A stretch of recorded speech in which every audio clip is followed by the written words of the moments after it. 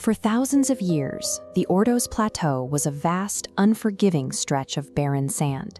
Today, it disappears beneath an ocean of black glass. Satellites recently captured this view of the region. These panels cover roughly 180 square miles. If you pull back, you can see the engineering team arranged millions of individual cells to form the shape of a galloping horse. This massive installation is just one piece of a much larger project. Right now, Chinese engineers are installing over 100 solar panels every single second. This rapid expansion is a sharp departure from the nation's recent history. In 2006, China surpassed the United States to become the single largest emitter of carbon dioxide on Earth, a title built on an economy powered by cheap, dirty coal. Why would a manufacturing empire hardwired to run on coal suddenly spend billions to build the most aggressive green energy grid in human history? This transition is a calculated effort to establish national sovereignty, turning energy into a domestic resource that functions beyond the reach of foreign influence. The shift began in 2003 with the appointment of Premier Wen Jiabao.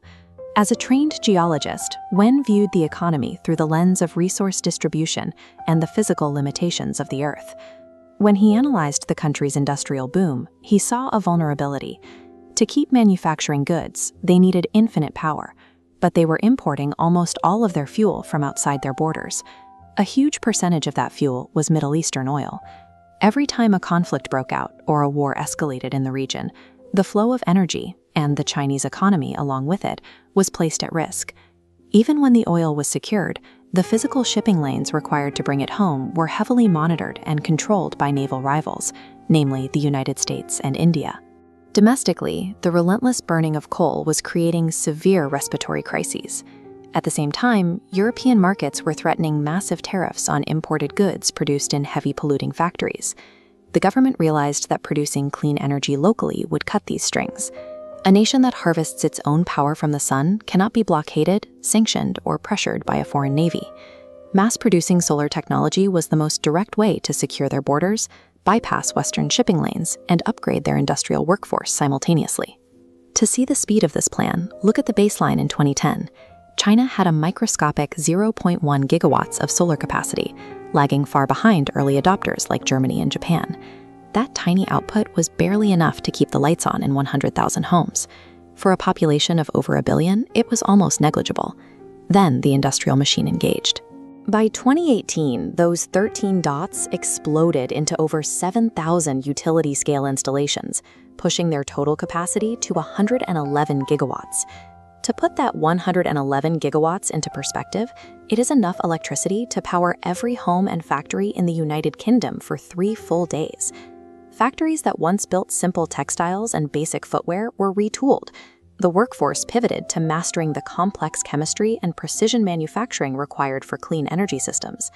By building out millions of acres of panels internally, they created a massive domestic market. This system ensures that even if a foreign country stops buying Chinese exports, the internal grid can absorb the supply, shielding the economy from external shocks. By integrating solar manufacturing into their national defense strategy, they built an industrial base that currently produces more capacity than every other nation on Earth combined. Which brings us to the current projections. By 2026, planners are targeting a domestic capacity of between 574 and 770 gigawatts. That amount of solar electricity would cover the total power demands of a massive, rapidly developing nation like India. These physical panels are supported by a massive foundation of legal ownership. Today, Chinese entities hold roughly 700,000 clean energy patents, a volume that exceeds the rest of the world's combined total. This patent volume creates a significant barrier for competitors. By controlling the blueprints for next-generation energy, China is positioning itself to dictate the terms of the global energy transition, challenging decades of American economic influence.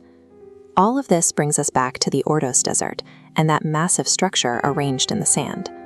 That galloping horse stands as a 180 square mile monument to the search for sovereignty.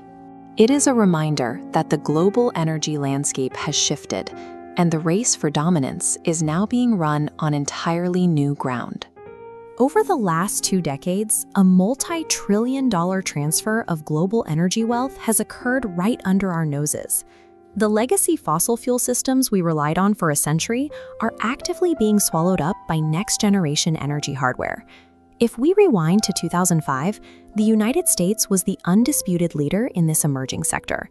American factories were producing about half of the world's supply of polysilicon, the essential base material used to manufacture solar panels. Fast forward to today, and that physical infrastructure is entirely gone. In 2014, the US still had 12 operational factories dedicated to producing solar chips and wafers. Today, that number has dropped to 0. This chart maps the decline of American solar facilities against global production shares. As the American line flatlines, the Chinese production line spikes vertically. By capitalizing on the vacuum left by the US, China captured nearly 90%. We can see the human scale of this shift in the labor data.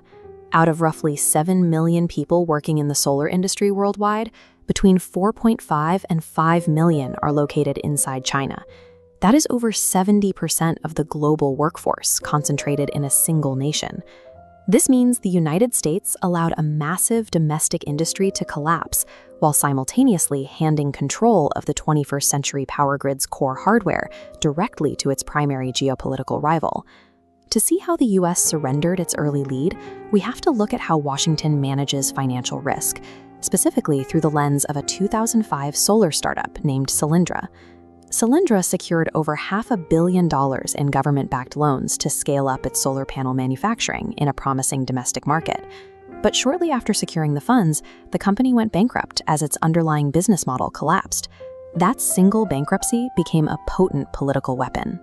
Legacy energy lobbies and skeptical lawmakers pointed to Solyndra as proof that green energy was an inherently flawed, wasteful investment. The ensuing fallout paralyzed American industrial policy. Fearing further political backlash, lawmakers backed away from subsidizing green tech, retreating to the established safety of the fossil fuel economy.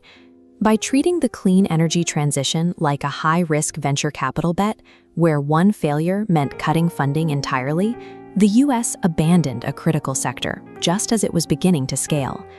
On the opposite side of the Pacific, the Chinese government viewed green technology through an entirely different lens. They implemented a blank check industrial policy, operating with the understanding that absorbing massive short-term corporate failures was the necessary price for long-term global dominance.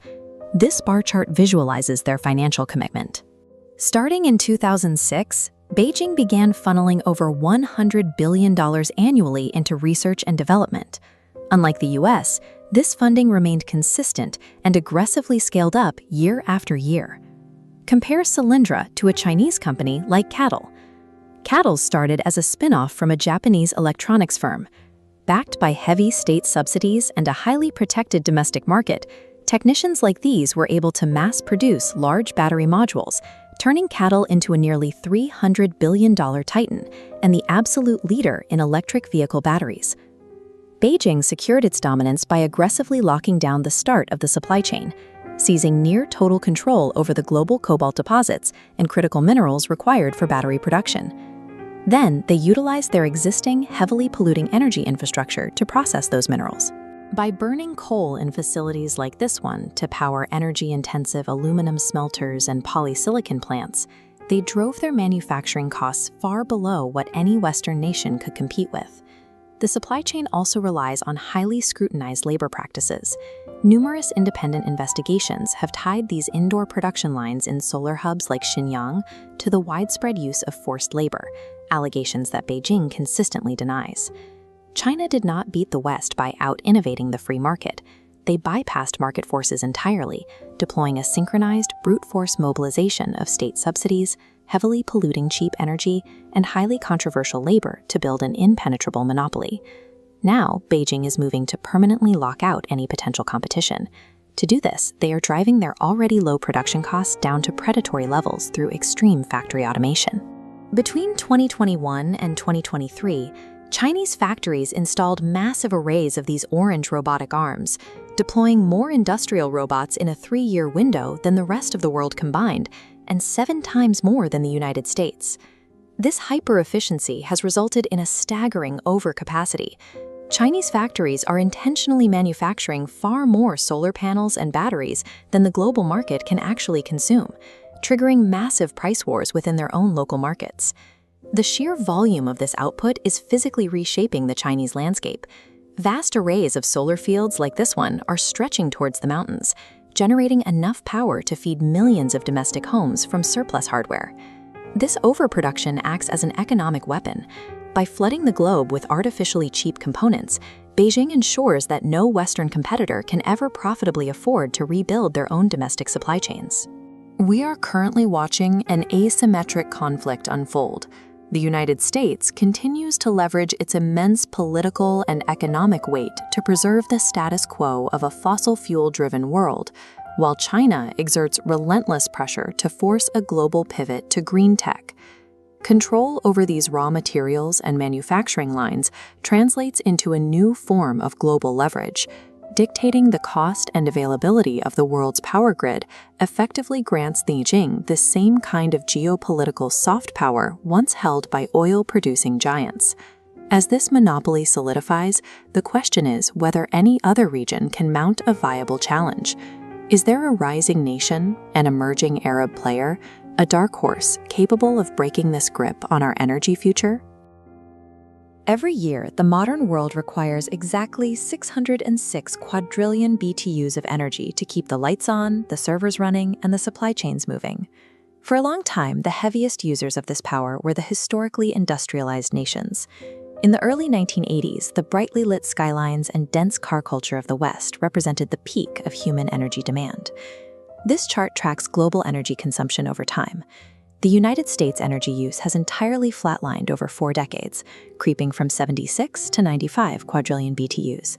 Europe and Japan mirror this decades-long stability, moving slowly from 100 to 118. These nations have figured out how to expand their economies and output without needing a drop of extra energy to do it. But the total global number at the top of the chart keeps climbing vertically. If the world's most developed nations aren't pulling the extra power, someone else is. The growth we're seeing today originates from an entirely new engine of demand. Back at the top of the main chart in 1980, China's energy footprint was a negligible fraction of demand, sitting at 19 quadrillion BTUs. By 2024, that red band scales to 171, representing 28% of the global total. This energy surge maps directly to rapid urbanization.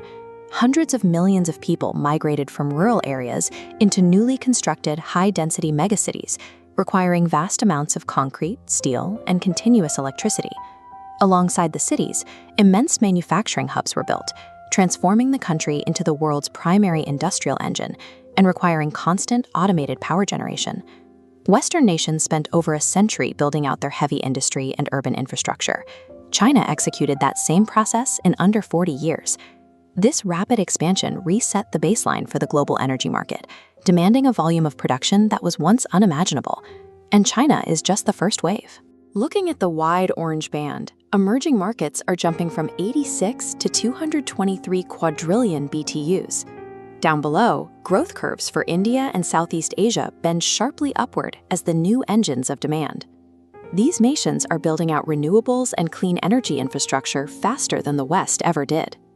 But looking closely at the energy mix bar chart, even with renewables making up 48% of new shares by 2024, the absolute volume of power required is so large it swallows those efficiency gains. For the developing world, the immediate priority is absolute energy volume to support domestic growth, regardless of the efficiency of the power mix. The global center of gravity for energy consumption has drifted away from the North Atlantic and settled over the Pacific and the global South. The advanced economies that once dictated global energy trends have optimized their consumption, leaving them as a shrinking slice of an expanding pie.